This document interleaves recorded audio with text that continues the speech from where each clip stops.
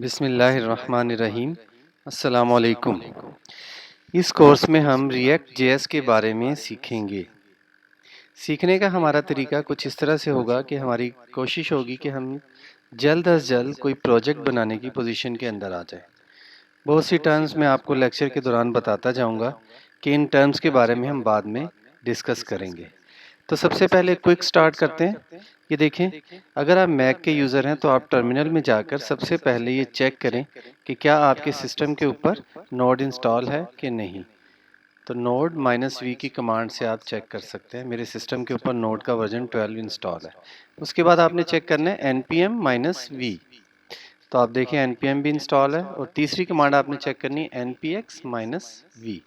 तो ये तीनों कमांड्स अगर वर्जन शो कर दें तो समझें कि आपका सिस्टम इस वक्त प्रोजेक्ट बनाने की पोजीशन में बिल्कुल ओके है। अगर यहाँ पे कोई एरर आए तो आप नोड की साइट पर जाकर सिर्फ ये एक पैकेज इंस्टॉल कर लें।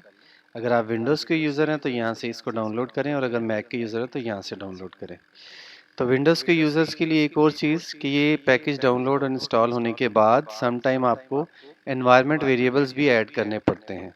तो वो आप चेक कर सकते हैं कि अगर आपका सिस्टम इंस्टॉलेशन के बाद भी एरर दे तो आप एनवायरनमेंट वेरिएबल्स को ऐड कर सकते हैं।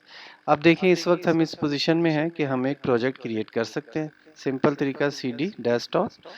अब मैं डेस्कटॉप पे एक सिंपल प्रोजेक्ट क्रिएट करूंगा। उसकी कमांड देखें, npx create dash react dash app my first project, और मैं एंटर करूंगा तो हमारा पहला प्रोजेक्ट क्रिएट हो जाएगा, जो मैंने आपकी आसानी के लिए पहले ही क्रिएट करके डेस्कटॉप के ऊपर रखा हुआ है। ये इस प्रोजेक्ट का नाम मैंने रखा है रिएक्ट जेएस ऐप। अब इस प्रोजेक्ट को हमने चलाना है, तो आप दोबारा टर्मिनल पे आएँ, यहाँ से इसको ड्रैग करें और इस प्रोजेक्ट के फोल्डर के अंदर चले जाएं। अब लास्ट कमांड जो हमें सीखनी है npm start। तो जो ही मैं npm start की कमांड चलाऊंगा तो क्रोम ब्राउज़र के अंदर मेरे इस प्रोजेक्ट की आउटपुट शो हो जाएगी, और सामने आपको स्क्रीन पे नज़र आ रहा है इन द नेम ऑफ अल्लाह। अब आपने इसके अंदर कोई चेंज करनी है तो आपके पास कोई एडिटर इंस्टॉल होना चाहिए। मेरे पास एटम एडिटर इंस्टॉल है। ज़्यादातर VS कोड इस्तेमाल होता है। तो मैं पहले कमांड Z करके आपको दिखाऊं कि जब नया प्रोजेक्ट बनता है तो उसके अंदर ये कोड लिखा हुआ होता है। वो आप देख सकते हैं, ये कोड। इसको मैं कमांड S करता हूँ, आपको दोबारा आउटपुट दिखाता हूँ। तो जब आप एक नया प्रोजेक्ट बनाएंगे तो आपको ये वाली आउटपुट नज़र आएगी। ये दोबारा देखें। तो इस प्रोजेक्ट को जो मैंने डेस्कटॉप पे सेव किया था, मैंने एटम में इसको ओपन किया। आप इसको VS कोड में ओपन करें, जिसमें भी ओपन करना है, जिस एडिटर में भी आपको आसानी है उसमें ओपन करें, और सीधा सोर्स के फोल्डर में आए और app.js में आ जाए। जहाँ पे ये रिटर्न का फंक्शन लिखा हुआ है, इसके अंदर ये div को इग्नोर कर दें, बाकी सारा आप डिलीट कर सकते हैं। ये देखें, अब ये वो जगह है जहाँ पे आप HTML का सारा कोड लिखेंगे तो आपका ये रिएक्ट का प्रोजेक्ट बनता चला जाएगा।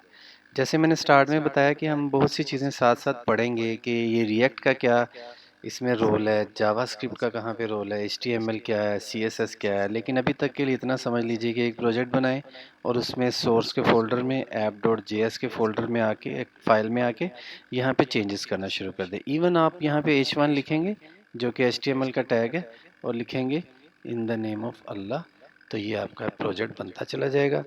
अगर आप HTML के बारे में कुछ जानते हैं तो यहाँ आप HTML का कोई भी कोड लिख सकते हैं। तो ये एक सिंपल यही रिएक्ट का कमाल है कि आप कोई भी HTML का कोड यहाँ रिटर्न के फंक्शन के अंदर आके आप लिखते चले जाएंगे। इवन आप यहाँ टेबल्स बना सकते हैं, बटन्स बना सकते हैं, टेक्स्ट फील्ड्स बना सकते हैं, सेम एज इट इज़ जिस तरह HTML में लिखते हैं वो सारा कुछ आप यहाँ लिख सकते हैं। CSS की आप इनलाइन CSS यहाँ यूज़ कर सकते हैं। अदरवाइज़ आप index.css के अंदर CSS बना सकते हैं, यहाँ से यूज़ कर सकते हैं। तो आप इन फाइलों को एक्सप्लोर कीजिए। तो app.js के अंदर आके आप चेंजेस करें तो आपको आउटपुट नज़र आएगी। तो ये हमारा पहला प्रोजेक्ट, इसमें आपने देखा इन द नेम ऑफ अल्लाह मैंने हेडिंग 1 में लिखा, तो ये सामने शो हो गया। तो नेक्स्ट प्रोजेक्ट में हम थोड़ा सा मज़ीद आगे बढ़ेंगे और समझेंगे कि रिएक्ट जेएस ने बेसिकली हमारे लिए क्या आसानी की है और किस तरह से ये कंपोनेंट बेस्ड काम कर रही है।